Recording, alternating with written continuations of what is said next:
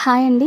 Welcome to Satyasri blogs. కొంచెం లేట్‌గా అయినా సరే లేటెస్ట్‌గా 'కూలీ' మూవీ ఎలా ఉందన్నది ఈ వీడియోలో నా అభిప్రాయాన్ని చెప్పబోతున్నాను. రజనీకాంత్ గారి ఏ మూవీ చూసినా సరే ఆయన ఇంట్రడక్షన్ సీన్ అనేది ఒక లెవెల్‌లో తీస్తారు. ఒక స్వాగ్‌తో ఉంటుంది. బట్ ఈ మూవీలో అది మిస్ అయిందని నాకు అనిపించింది. మన హీరో క్యారెక్టర్‌ని ఇంట్రడ్యూస్ చేయడానికి ఒక మ్యాన్షన్ హౌస్ అనేది మనకి చూపిస్తారు.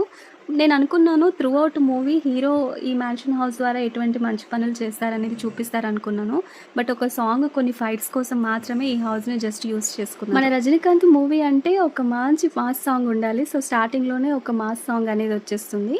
సో సాంగ్ అయిపోయిన తర్వాత సినిమాలో ఉన్న మెయిన్ లీడ్స్ ఎవరైతే ఉన్నారో వాళ్ళని ఇంట్రడ్యూస్ చేయాలనేసి శృతి హాసన్ క్యారెక్టర్‌ని గానీ, సత్యరాజ్ క్యారెక్టర్‌ని మనకి ఇంట్రడ్యూస్ చేస్తారు. ఆ ఇంట్రడక్షన్ ఎలా ఉంటుందంటే చాలా ఎమోషన్‌లెస్‌గా ఉంటుంది. సత్యరాజ్ గారు చనిపోయారనేసి రజనీకాంత్ గారు చూడ్డానికి వెళ్తే మన శృతి హాసన్ గారు అపోజ్ చేస్తారనమాట. చాలా కోప్పడతారు. అంత టచింగ్ అయితే అనిపించలేదు. సాడ్‌గా సాంగ్ అనేది ఒకటి పెట్టారు కానీ అస్సలు టచింగ్‌గా లేదనమాట.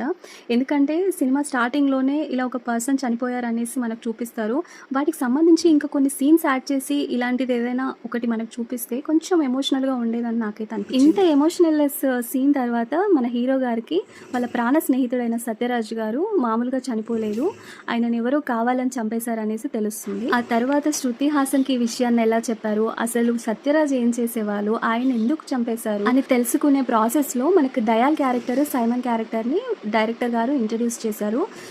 దయాల్ క్యారెక్టర్ని కొంచెం మనకు క్రూయల్గానే చూపించారు. బట్ సైమన్ క్యారెక్టర్ అంటే నాగార్జున గారిని మాత్రం చాలా స్టైలిష్ విలన్గా ఈ మూవీలో మనం చూడొచ్చు. ఈ సినిమా చూసినప్పుడు అక్కడక్కడ నాకైతే జైలర్ 2 మూవీ చూస్తున్నట్టే అనిపించింది. జైలర్లో లాగానే ఇంటర్వెల్ తర్వాత ఒక జైలర్ క్యారెక్టర్ని ఎలా అయితే మనకి ఇంట్రడ్యూస్ చేసి ఒక హైప్ అనేది సినిమాకి అందించారు. ఈ సినిమాలో కూడా హీరోని స్టార్టింగ్లో ఒక ప్రాణ స్నేహితుడిగా ఇంట్రడ్యూస్ చేస్తారు.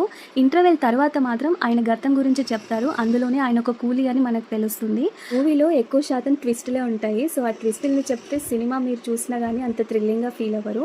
సినిమా చూసిన తర్వాత అసలు దయాల్ ఎవరు, సైమన్ ఎవరు, వాళ్ళిద్దరి వల్ల సత్యరాజ్ గారు ఎందుకు చనిపోయారు, ఈ శృతి హాసన్ అసలు రజనీకాంత్ గారికి ఏమవుతుంది, రజనీకాంత్ గారు వాళ్ళ కూతుర్ని ఎలా కనిపెట్టారు అన్నది మీరు సినిమాలోనే చూడొచ్చు. సినిమా అయితే వన్ టైం వాచబుల్ అండి.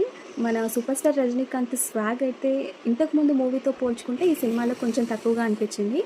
మొత్తానికి ఆయన వయసుకు తగ్గ క్యారెక్టర్సే ప్లే చేస్తున్నారని నాకు అనిపించింది.